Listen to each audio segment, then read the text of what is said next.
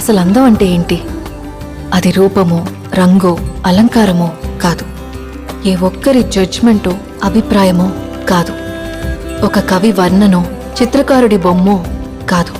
మరేంటది? అందమంటే గుణం.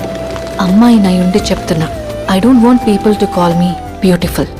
దాని బదులు నీది కష్టపడే తత్వం, నీలో కరుణ ఉంది, నీకు ధైర్యం ఎక్కువ, నువ్వు తెలివైన దానివంటే నాకు సంతోషం. Address us by our qualities. MS Subbalakshmi అంటే భక్తి, అందం కాదు. మదర్ తెరెసా అంటే కరుణ, అందం కాదు.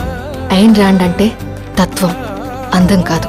సరస్వతి అంటే విద్య, దుర్గా అంటే ధైర్యం, గౌరీ అంటే తపస్సు, లక్ష్మి అంటే శుభం. ఇలా ఏ దేవతనైనా ఆమె క్వాలిటీస్ కోసమే పూజిస్తారు, ఆమె అందం కోసం కాదు. నీ గుణాలే నీ సంతకమవుతాయి, నీ అందం కాదు.